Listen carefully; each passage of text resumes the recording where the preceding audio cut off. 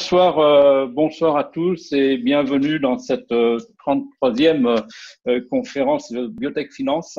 Biotech Finance en partenariat avec France Biotech. Merci à vous tous encore une fois d'être fidèles et avec nous ce soir. Comme à l'accoutumée, cette réunion est le fruit d'un échange. C'est un partenariat entre Biotech Finance et France Biotech, évidemment, et ça va nous permettre de nous enrichir et de partager des connaissances entre nous. Ce soir, nous allons parler de HealthTech Innovation Day, du HealthTech Innovation Day des HTID. Avant, c'était Investor, mais ça a changé pour Innovation. On aura une explication de ce changement de nom, qui vont se dérouler les 5 et 6 octobre prochains. Il s'agit bien sûr d'évoquer le sens fondamental de cet événement. Ce n'est pas qu'une réunion entre biotech et investisseurs. Il s'agit d'une innovation, d'un mouvement et d'un événement qui porte l'innovation, la dynamique de filière dans laquelle il s'inscrit. Pour en parler, je suis très bien entouré. J'ai 2 présidents et un directeur général, donc ça va bien. Donc je suis avec Marie-Vonne Niance, qui est vice-présidente de France Biotech et présidente des HTID, Franck Mouton, qui est le président de France Biotech, et Jean-Marc Bourrez, qui est le directeur général de EIT Health France. C'est un organisme, EIT Health France, un organisme européen dont la démarche s'inscrit également dans un projet inspirant de structuration de filière. On est en Europe et en France en même temps, et qui a signé un accord dont on parlera tout à l'heure, avec un accord de partenariat majeur avec HTID. Nous y viendrons. Si je me trompe pas. Franck Mouton, donc, est président de France Biotech, et France Biotech est l'organisation et l'association inspiratrice du premier HTID, le HealthTech Investor Day. Expliquez-nous, Franck, en 2 mots, la genèse, le pourquoi, qu'est-ce qui a fait que France Biotech se soit intéressé et créé cet événement au départ. Merci beaucoup. D'abord, je suis très touché de venir prendre la parole ce soir parce que je dois souligner l'énergie, l'enthousiasme et toute la détermination de Marie-Vonne pour avoir mis au point cet événement et l'avoir transformé. Je me souviens de ce dîner un soir que Marie-Vonne avait organisé avec un certain nombre d'entrepreneurs où elle a proposé effectivement cette idée. On savait depuis, en tout cas, elle avait identifié que parmi les freins pour le déploiement des entreprises de la HealthTech, les financements late stage étaient un des sujets à traiter. Et c'est de là qu'est venue effectivement dans la tête de Marie-Vonne l'idée de déployer un événement de place à Paris pour réunir les fleurons européens dans ce domaine-là et faire en sorte qu'ils puissent rencontrer un écosystème d'investisseurs et d'industriels pour pouvoir effectivement financer ces étapes late stage dans leur développement qui manquait prodigieusement, qui manque encore, mais que cet événement a permis.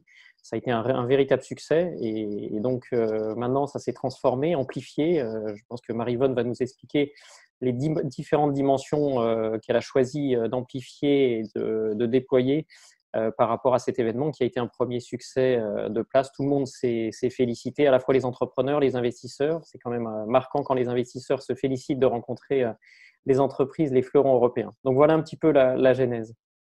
Parfait, merci Franck de cette introduction et de ces précisions. Alors aujourd'hui, la démarche, on l'a dit, a évolué. Déjà, le nom a changé, ce n'est plus Investor mais Innovation. Ça élargit vraiment le champ d'approche.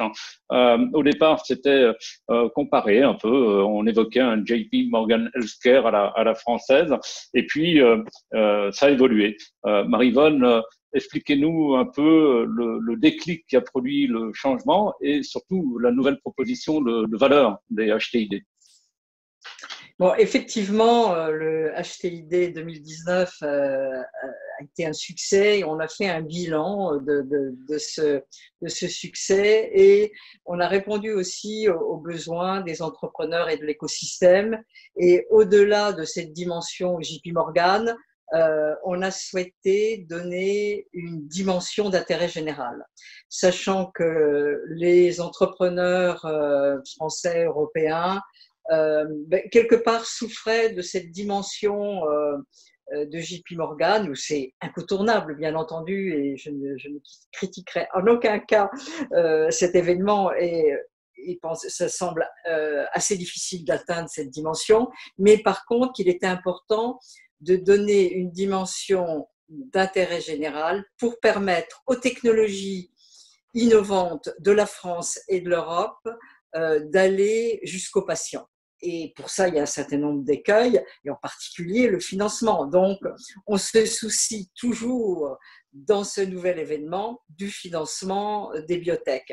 Alors, évidemment, on reste sur les mêmes critères, c'est-à-dire on ne focus pas sur les startups, les premiers tours de financement, mais surtout sur les financements au-delà de 50 millions qui permettront aux entreprises d'aller en clinique, d'aller aux patients, et pour les medtech également d'aller sur les marchés. Le market access, aussi bien dans les biomédicaments que dans la medtech et dans l'intelligence artificielle.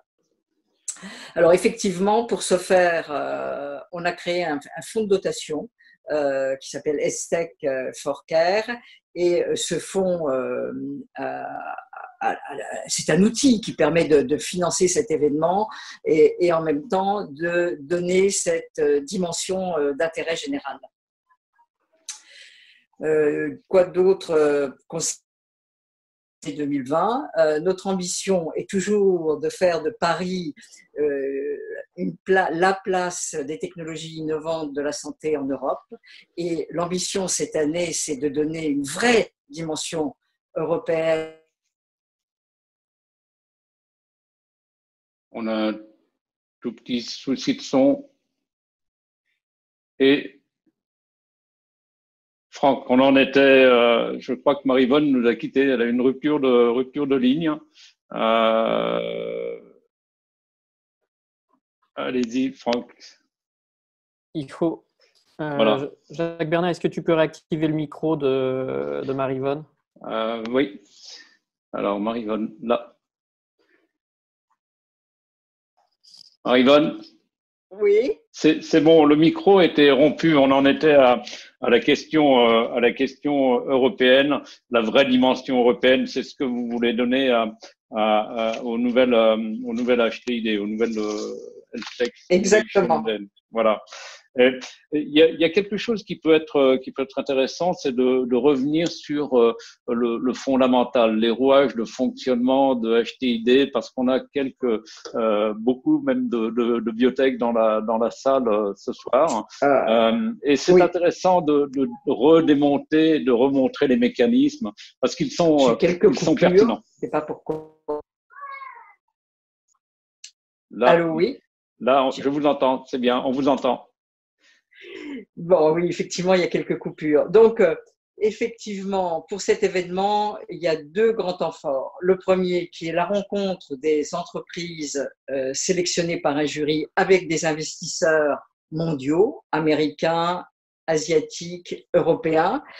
Et un deuxième temps qui concerne des tables rondes pendant 2 jours avec des experts de très haut niveau qui viendront parler des innovations, de la gouvernance, aussi les problèmes de Covid et souveraineté seront abordés. En ce qui concerne les rencontres entreprises et investisseurs, on schéma que l'année dernière, c'est-à-dire que les biotech qui seront sélectionnées, ce seront des entreprises qui auront une phase 1 terminée et qui entrent dans la phase 2. Hein, donc, c'est assez clair comme sélection. Pour les medtech, ce sont les entreprises CE. Bon, pour l'intelligence artificielle, et on a créé un 4e groupe qui sont des innovations de rupture qui ne peuvent pas forcément rentrer dans ces 3 cases. Et là, donc, le jury sélectionne ces sociétés par rapport à leur capitalisation et leur niveau d'innovation. Alors, Notre jury se réunit à peu près en fonction du flux d'entreprises qui viennent. Hein. Là, l'année dernière, on a eu une petite centaine d'entreprises. Pour l'année 2020, on a été un peu coupé par cette histoire de Covid et pandémie. Donc, il y a eu une modification de la date, puisque c'était en juin, c'est maintenant en octobre. Et aujourd'hui, on a plus de 40 entreprises, 45 entreprises, je crois, sélectionnées. Je ne connais pas le nombre exact arrêté, mais voilà, et on espère pour l'événement atteindre une 150 entreprises. C'est un peu notre objectif, augmenter le nombre d'entreprises de sociétés européennes. Alors, on a des jurys, certains membres du jury qui sont plus medtech, d'autres biotech, et on fonctionne surtout avec notre conseil d'administration constitué d'entrepreneurs, d'investisseurs et d'avocats et de pharma. Voilà. Donc jusqu'à maintenant, l'année dernière, ceux qui étaient refusés, souvent n'étaient pas dans les critères, c'était des startups et c'était pas très difficile de dire qu'elles n'entraient pas dans les cases. En général, il n'y a pas vraiment de conflit. Bien. De toute façon, je suppose que vous avez mis en place une transparence des décisions et que les entreprises qui ne sont pas qualifiées, on va dire, pour cet épisode, reçoivent précisément le motif du refus, ce qui peut effectivement les rassurer.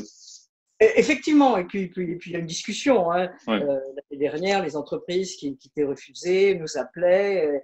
Et il n'y a aucun souci. Nathalie Dunn qui est dans la salle, qui est un peu le chef du projet qui est le chef du projet de HTID, reçoit les demandes et après les membres du jury en discutent. Il n'y a aucun souci. C'est avéré qu'on en a rattrapé une ou deux l'année dernière en disant c'était une phase 1 quasiment terminée, pas complètement. Bon, ok. On accepte à partir du moment où le potentiel de croissance est effectif.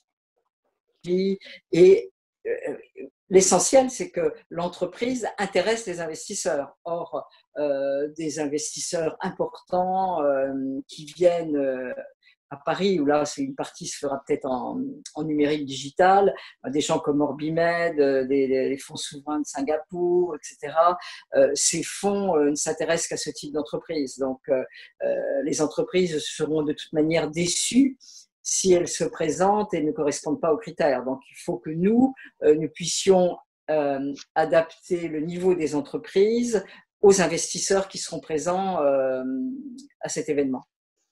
Vous avez déjà quelques entreprises européennes hors France qui se sont présentées pour…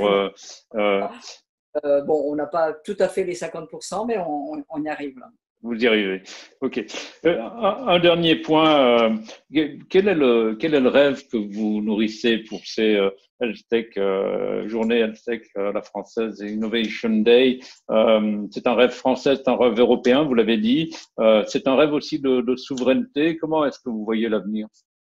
Ben oui, tout à fait. Je pense qu'on est vraiment dans le sujet actuel, c'est-à-dire c'est de faire en sorte que les technologies innovantes qui sont issues des entreprises très performantes de la recherche française puissent aller jusqu'au patient. Ça, c'est clé. Moi, ça me semble vital que tous ces efforts qui sont faits en amont au niveau de la recherche et la recherche française est reconnue comme une recherche solide, et il me semble important que cette recherche puisse être financée, accompagnée jusqu'aux patients, et que tous les patients français, européens et du monde entier puissent bénéficier de ces technologies. Et mon rêve, ce serait ça, en fait, que les patients puissent être soignés par nos produits issus de notre recherche. Et ensuite, je pense que Paris peut être une capitale européenne pour les technologies innovantes de la santé. Je pense qu'on est bien placé, aussi bien au niveau financier et au niveau de l'environnement. Évidemment, on a des efforts à faire au niveau de la mobilisation de notre écosystème. Ça, c'est important et je pense que cet événement a pour but de mobiliser l'écosystème. C'est une mobilisation qui est faite, mais France Biotech travaille beaucoup aussi sur toute cette mobilisation. Donc, c'est pas un travail solitaire, hein, c'est un travail vraiment en commun.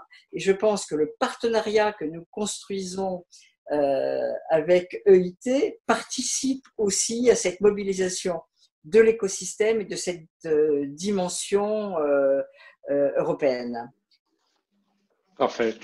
Alors, on parle de rêve, on parle d'une dimension européenne et on a la chance d'avoir Jean-Marc Bourrez avec nous, qui est le directeur général de EIT Health, qui est un organisme européen, je l'ai rappelé.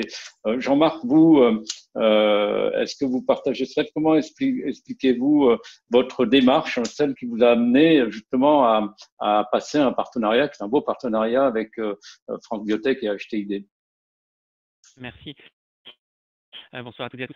En effet, j'ai participé l'an dernier à la première édition des Health Tech Investor Day avec d'autres panélistes évidemment. Et ce qui m'a marqué, d'abord, c'est la qualité de l'événement sur son contenu d'une part et l'excellence des parties prenantes qui ont été mobilisées pour participer à cet événement, à cette première édition.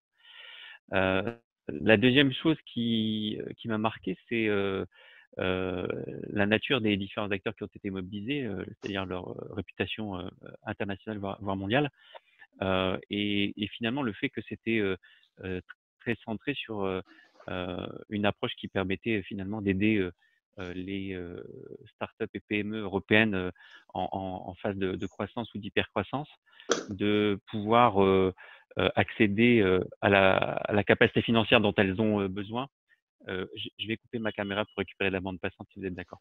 Oui. À récupérer la capacité financière pour pouvoir se financer et finaliser les phases de développement clinique nécessaires jusqu'à l'accès au marché.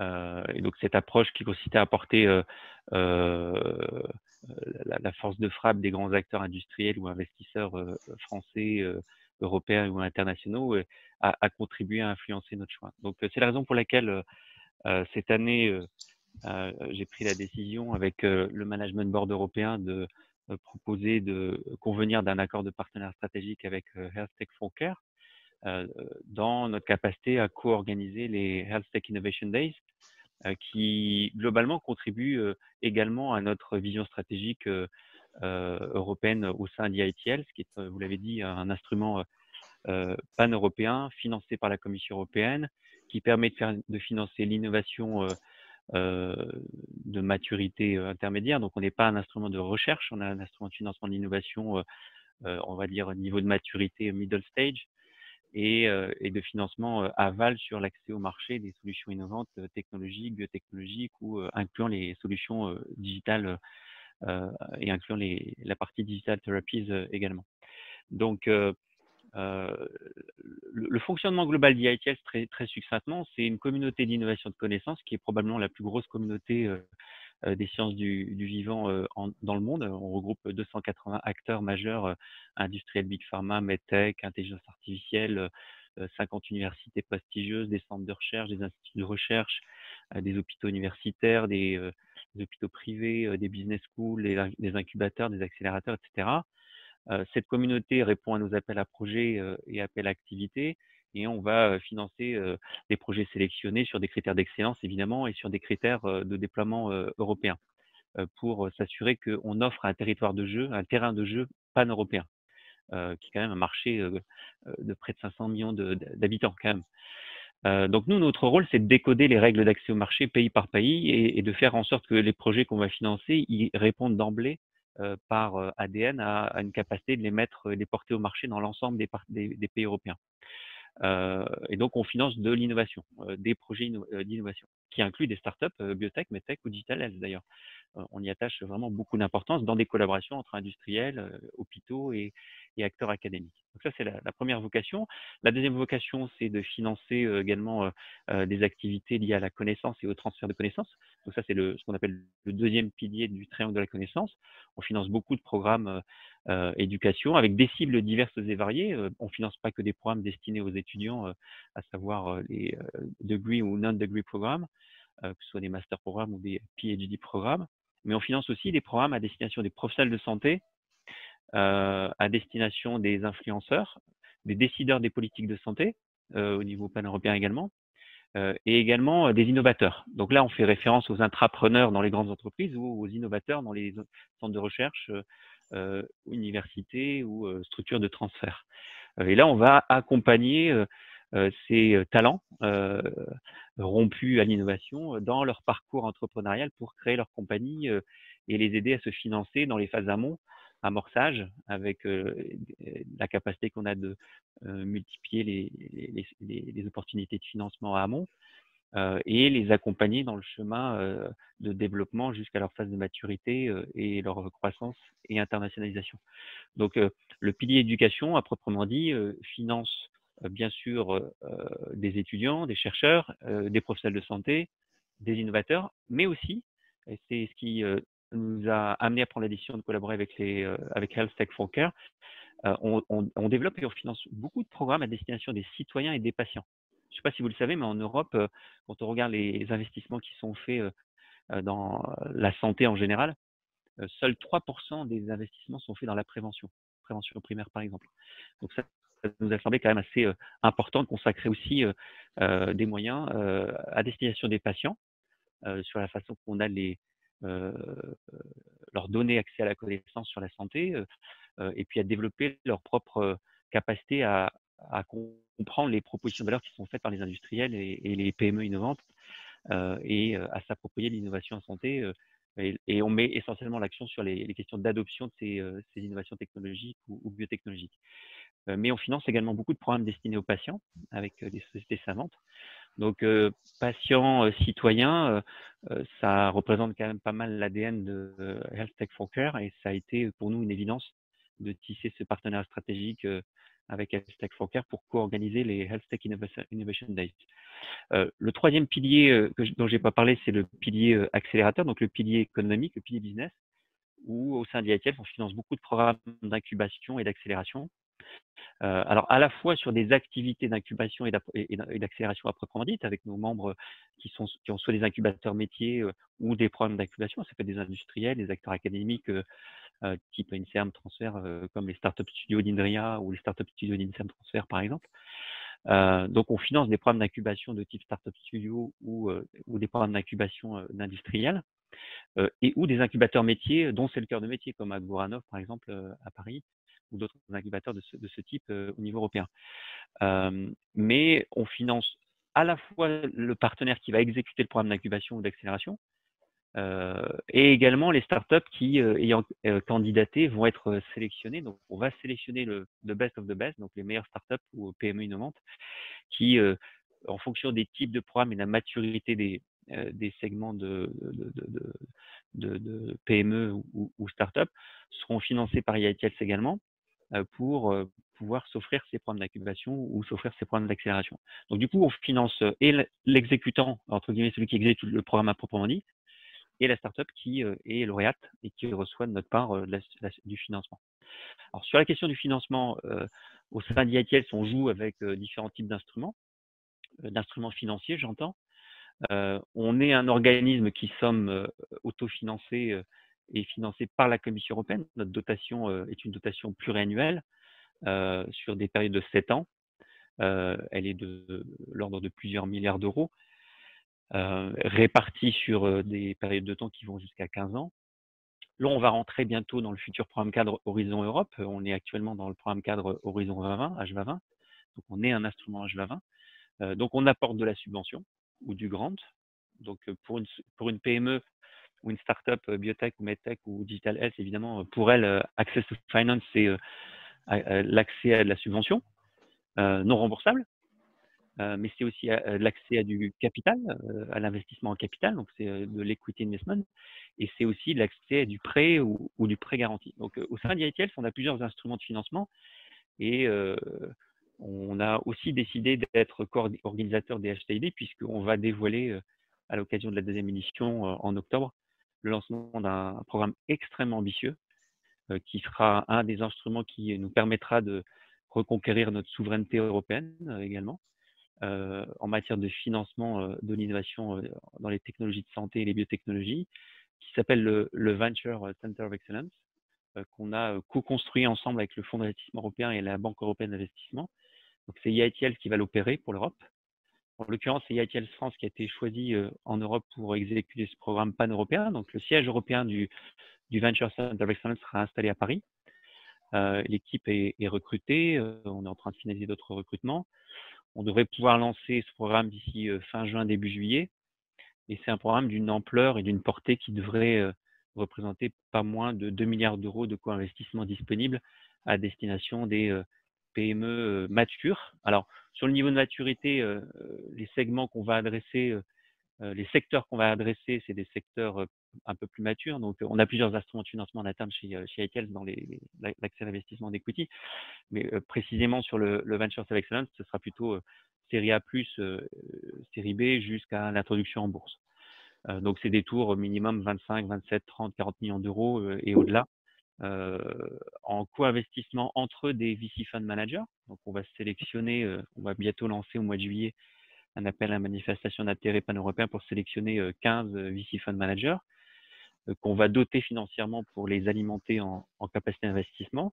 Et on va mixer leur capacité d'investissement avec la nôtre et avec celle de nos membres corporate industriels qui rejoindront ce programme et auront la capacité de mobiliser leurs propres instruments de financement pour faire du co-investissement ou de l'investissement direct dans les opportunités qui vont émerger dès le lancement du programme. La durée du programme, c'est un programme qui va durer 15 ans. Le lancement prévu, c'est au mois de juillet. La période de dotation financière va courir de juillet 2020 jusqu'à juillet 2022. C'est-à-dire que ce sera la période d'investissement dans le programme en question pour le doter financièrement. La Commission européenne va y participer, y contribuer de façon très significative. Le Fonds d'investissement européen également va apporter ses propres ressources financières. Et nous, on apportera nos propres ressources financières et nos ressources humaines pour opérer ce programme. Donc voilà, ça fait partie des instruments qui seront dévoilés durant les HTID. Il nous reste évidemment encore quelques détails juridiques et de logistique financière à régler vis-à-vis de nos autorités de tutelle. Là, je fais référence aux régulateurs européens, puisqu'il faut évidemment que ce nouveau véhicule financier soit validé par l'autorité des marchés financiers européenne et par l'ensemble des États membres européens. On est assez confiant. Je dirais qu'il nous reste encore quelques semaines de finalisation de tous ces derniers détails. C'est un programme qui a été construit en presque 2 ans. Et je dirais que la crise Covid-19 a accéléré les choses. Je pense en effet qu'il y aura un avant et un après la crise Covid-19. Là, clairement, la situation a accéléré la décision de la Commission européenne de financer ce programme et de le déployer durant le mois de juillet. Et il sera dévoilé officiellement pendant les HTID. Bon, parfait. Et on aura, à ce moment-là, il faut réserver quand même quelques petites choses parce qu'on aura vraiment tout le détail du fonctionnement lors de l'annonce HTID qui sera vraiment très intéressant à suivre, notamment pour les biotech françaises. Tout à l'heure, on évoquait les biotech françaises et la santé française et vous disiez vraiment, on est en pointe. C'est nous qui sommes les premiers contributeurs en Europe. Alors, c'est intéressant. C'est vraiment ça prouve la dynamique de l'ensemble de la filière industrielle française. Et il y a aussi quelque chose sur lequel j'aimerais que vous reveniez, c'est que vous êtes très concret en fait dans vos actions. Et récemment, vous avez créé un fonds Rescue Startup. Est-ce que vous pouvez nous parler de ces deux aspects? D'abord, la puissance de la filière industrielle française dans la santé, de sa représentation auprès de l'Europe, et ce fonds Rescue. Oui, tout à fait. Au sein d'IITL, on est organisé autour de centres de colocation qu'on appelle des nœuds géographiques. Donc, ce sont soit des agrégats de pays, soit des pays à part entière. Donc, on est 7 nœuds géographiques au total. La France est un nœud géographique à elle seule. Ensuite, vous avez les Pays-Bas, la Belgique, le Luxembourg, Israël qui sont ensemble avec le siège d'IITL Benelux à Rotterdam. Les Scandinaves sont ensemble avec l'Estonie, la Lettonie. Le siège est à Stockholm. Les Anglais, les Irlandais sont ensemble. Allemagne, Autriche, Suisse sont ensemble avec le siège à Heidelberg. Et puis ensuite, vous avez l'Europe centrale jusqu'au nord de l'Italie et puis le Portugal qui sont ensemble avec le siège à Budapest. Et l'Espagne est un nœud géographique à elle seule également avec le siège à Barcelone. Au sein d'IITL, vous l'avez compris, on lance des appels à projets ou des appels à activités. Donc, les membres de notre communauté participent et répondent à ces appels. Très simplement, quelques données macro.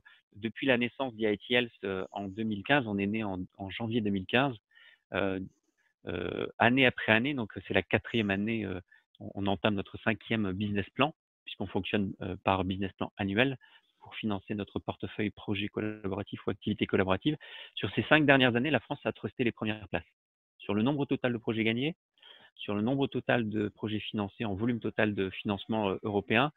Donc, je pense que c'est important de dire que bon, le French bashing, c'est bien, c'est plutôt une tradition française. Je sais que les Français, les citoyens français en général ont une aversion à l'égard de l'Europe, mais il se trouve qu'il y a quelques instruments européens qui fonctionnent bien. Et les Français se sentent plutôt à l'aise dans les EIT, dans la KIC EITS en particulier, ils trustent les premières places depuis 5 ans maintenant. Sur le nombre de startups, c'est la même chose. Sur les startups et les PME qui candidatent à nos programmes, on glane presque quasiment 40% des grants au niveau de toute l'Europe. Et c'est une performance assez importante, ce qui montre l'excellence des startups et des PME françaises et l'excellence de la filière industrielle d'une part, mais également de l'écosystème académique dans le domaine des sciences du vivant. Et quand on a défendu le projet Ventures of Excellence à la Commission européenne, c'est quelque chose qui a été rapidement compris sur le fait que l'Europe a quand même un certain nombre d'assets majeurs à revendiquer sur sa capacité d'innovation et de transfert vers l'industrie de cette innovation dans le domaine de la santé. Donc ça, c'est la première chose. La France est plutôt active et performante au sein d'IITL. La deuxième chose, c'est qu'on est effectivement très concret. Donc on a pris conscience durant la crise de Covid-19, durant laquelle on a lancé un vaste programme qu'on appelait COVID-19 Rapid Response, où on a lancé un ensemble d'appels à manifestation d'intérêt auprès de notre communauté européenne sur la capacité de mettre au marché des solutions très rapidement avec des produits, des solutions, des services qui étaient capables de créer un impact très court terme à horizon décembre 2020. Et là encore, les Français ont trusté plus de 40% des dossiers candidats. Donc, c'est plutôt pas mal. Dans la foulée, on a lancé un deuxième call qui s'appelait Pandemic Stream, qui est un call actuellement ouvert dont la deadline sera clôturée le 27 mai pour les Expression of Interest. Et ensuite, on a un call qui est ouvert jusqu'au 8 juillet pour les membres de notre communauté. Donc, on est à la fois une grosse organisation, donc c'est une très grosse machinerie, mais on garde quand même pas mal de flexibilité, d'agilité pour répondre aux enjeux et aux crises qui nous traversent. Et la pandémie en est évidemment une. Donc, encore une fois, ça a montré toute l'agilité, la flexibilité, la force de frappe d'IITL dans sa capacité à avoir répondu sur le call qu'on a lancé COVID-19 Rapid Response. Au sujet des startups et de leur financement, on a évidemment pris conscience que dans ce contexte-là, et c'est naturel, les investisseurs, que ce soit les business angels ou les VC fund managers, y compris les corporate VC, leur première réaction, c'est évidemment de suspendre leur décision d'investissement pour voir comment traverser cette situation et de se replier sur leur portefeuille portefeuille de sociétés dans lesquelles ils ont déjà investi. Donc, en général, la réaction logique, c'est que des investisseurs arrêtent de considérer des nouveaux deals et vont plutôt aider les compagnies qu'ils ont en portefeuille. C'est en tout cas ce qu'on attend d'un investisseur pour aider les startups dans lesquelles ou les PME dans lesquelles il investit, pour les aider à traverser cette crise.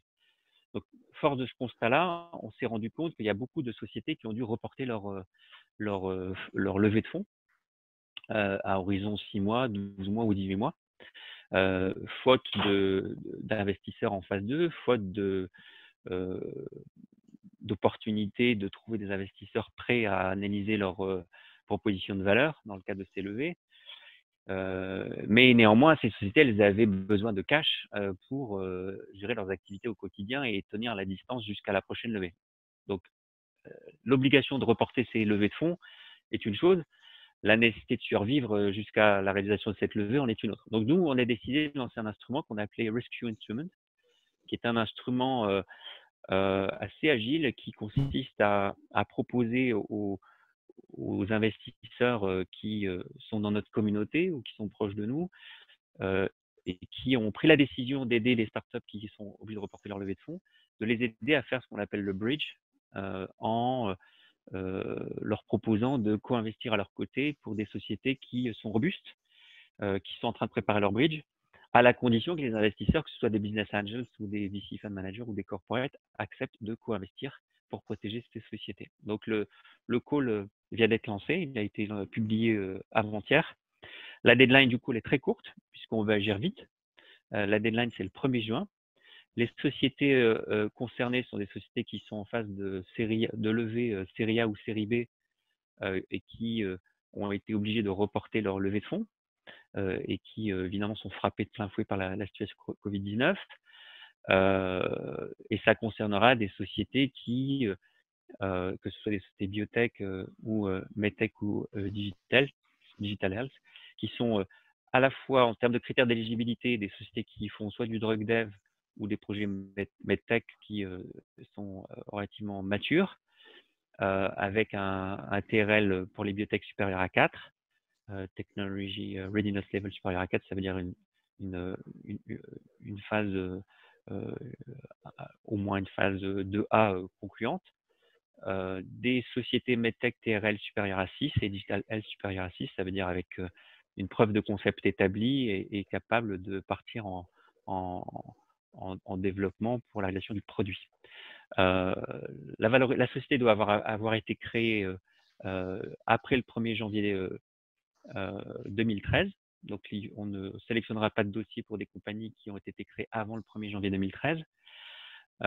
Et on considérera la valorisation pré-monnaie de la compagnie après le 1er janvier 2019 dans un mécanisme où elles recevront d'IITLs pour les compagnies qui sont sélectionnées 500 000 € de subventions pour les sociétés qui auront la capacité de prouver que leurs investisseurs sont capables de les suivre à minima à hauteur de 50% de ces 500 000 € pour les aider à tenir jusqu'à décembre 2020. Donc voilà un instrument qui est concret, qu'on vient de lancer et qui sera médiatisé dans les jours à venir. Et si vous voulez plus d'informations, je partagerai évidemment le call document avec vous ultérieurement si vous le souhaitez. Parfait, merci. C'est vraiment extrêmement précis et puis ça montre qu'il y a une excellente cohérence avec ce qu'est en train de faire HTID et le pourquoi du comment vous êtes effectivement réunis sur ce dossier ces journées, parce que vous allez y intervenir et présenter ces instruments aussi. Nous atteignons 19h40. Il est temps de passer aux questions dans la salle. Alors, il y a une question qu'a posée dans la foulée de nos discussions Patrick Bord. Je suppose que cela se dessine sur HTID. Il indique que la grande difficulté dans le financement des entreprises en mode projet, c'est de définir a priori qu'elles vont créer une richesse nette positive, c'est-à-dire plus de richesse qu'elles ne consomment de capitaux, puis de vérifier étape par étape ensuite. Comment est-ce que vous comptez vous en assurer? Ça, je pense que c'est Marie-Vonne et Franck qui sont demandés à la barre.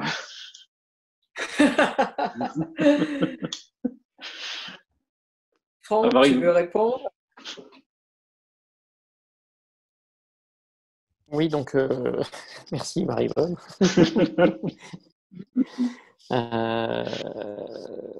Non, c'est effectivement un vrai sujet, surtout pendant cette période-là. Je pense qu'il faut effectivement s'assurer de la création de valeur.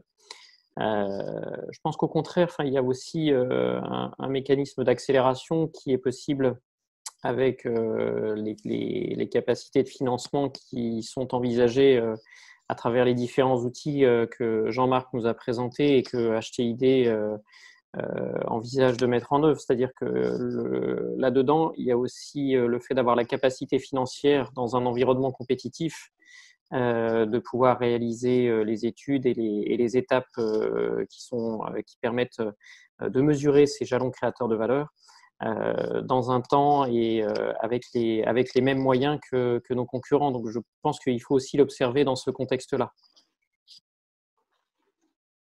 Bien.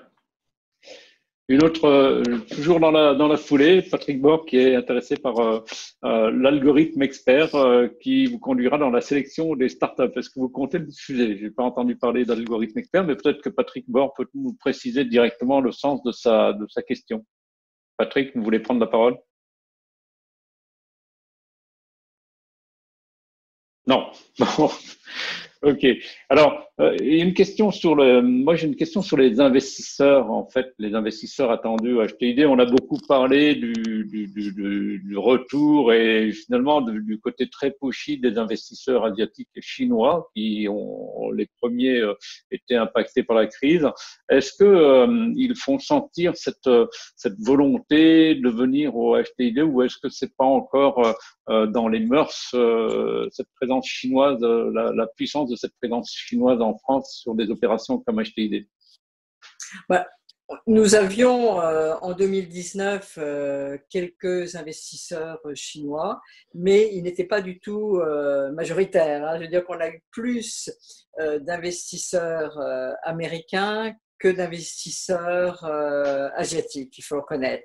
Bon, pour 2020, je pense que c'est prématuré parce que nous avons un peu la mobilisation des investisseurs là pendant cette période.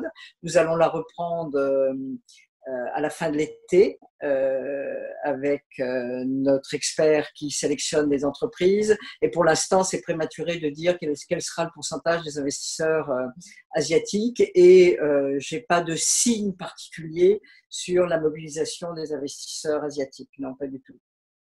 Pas encore là.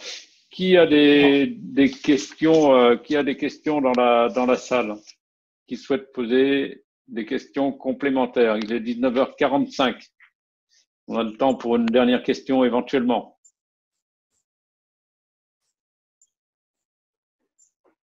Pas de questions? Bien. Eh bien, écoutez, peut-être que vous voulez ajouter une précision. Jacques Bernard, si vous permettez, oui, bien sûr. Je vais ajouter donc, que l'événement a lieu le 5 et 6 octobre. Voilà, que j'espère que les conditions seront favorables pour que nous puissions le réaliser mais si ce n'était pas le cas, nous ferions une part en digital et une part en physique. Voilà. Mais l'événement se maintient dans tous les cas le 5 et 6 octobre. Très bien. Alors, entre-temps, évidemment, il y a une question qui est arrivée. Romain, Clément, est-ce que vous pouvez prendre le micro et nous poser directement votre question, s'il vous plaît? Oui, écoutez, merci. Je suis désolé, je suis navré pour cette question. J'étais en train de la taper quand vous étiez en train de poser la question. On a vu qu'IIT a beaucoup, d'ailleurs merci beaucoup, augmenté ses dispositifs, etc. Et depuis quelques temps, il y a eu beaucoup de mouvements qui ont eu lieu du côté Open Science. Et j'aurais aimé savoir s'il y avait possiblement un rapprochement dans les dispositifs qui vont arriver, pour plus de synergie au niveau des dispositifs que vous proposez. C'est une question pour Jean-Marc Bourrez, c'est ça? Oui, tout à fait. D'accord. Ouais, merci pour cette question. Il est évident qu'en tant qu'Institut européen d'innovation et des technologies rattaché en tant qu'instrument européen au troisième pilier européen de la Commission européenne, on est évidemment en étroite collaboration et en lien avec les autres piliers, notamment le pilier recherche. Dans lequel on retrouve évidemment la DG Recherche, les ERC, les Marie Curie, l'effet de flagship et autres mécanismes, mais aussi le remplaçant du futur programme cadre IMEI et autres types d'instruments qui sont en cours de développement. On n'exclut évidemment pas des collaborations, au contraire, on y travaille fortement. On n'exclut pas des collaborations et des synergies avec des programmes existants ou d'autres instruments européens dans les sciences du vivant. Et à ce propos, on est en train d'élaborer une feuille de route stratégique pour renforcer les synergies, d'une part entre l'IIT Health et d'autres KIC, donc d'autres communautés d'innovation de connaissances au sein de notre structure ombrelle, on va dire, sur la nutrition et la santé, par exemple, avec IIT Food et IIT Health sur microbiote et vieillissement, microbiote et cancer, par exemple, avec IIT Digital et IIT Health sur l'obésité de l'enfant et les stratégies numériques dans la capacité à lutter contre l'obésité de l'enfant, par exemple, avec le climat ou l'environnement sur les perturbateurs endocriniens et environnementaux sur les déterminants de santé, mais également avec d'autres instruments européens. On est en train d'y travailler sur le futur programme cadre IMEI, le remplaçant du futur programme cadre IMEI, ou avec la DG Recherche sur des programmes conjoints. Donc oui, on y travaille et on essaie de créer des synergies. Et d'ailleurs, à la fois au niveau européen, mais également au niveau national, je pense que c'est important de pouvoir créer des synergies avec les instruments français et européens, puisque ça permet de créer des effets de levier sur du cofinancement, en effet. Je ne sais pas si j'ai répondu correctement à votre question. Si vous avez parfaitement répondu, merci beaucoup. Merci pour cette réponse. Il est 19h50. Nous allons terminer cette conférence. Il y a d'autres questions qui concernent le niveau de maturité d'une entreprise éligible au Rescue Instrument. Je crois que Jean-Marc Bourrez a répondu tout à l'heure et on vous passera le plan d'aide effectivement Rescue Instrument pour les personnes qui le demandent en ligne. Alors, pour finir, je rappelle à nouveau la date de HTID, c'est les 5 et 6 octobre à Paris. Donc, des journées importantes pour réunir investisseurs et sociétés de biotech. Je voulais remercier particulièrement nos 3 intervenants, Franck Mouton, Marie-Vanne Niance et Jean-Marc Bourrez. Merci à tous d'avoir participé à cette conférence Biotech Finance en relation et en partenariat avec France Biotech. Cette semaine, vous ne retrouverez pas Biotech Finance, mais vous nous retrouverez en conférence dès la semaine prochaine et le prochain numéro de Biotech Finance qui sort vendredi suivant. Merci à tous d'être avec nous. Et à très bientôt. Merci et bonne soirée à vous. Merci, bonne soirée. Merci, bonne soirée. Au revoir. Merci beaucoup.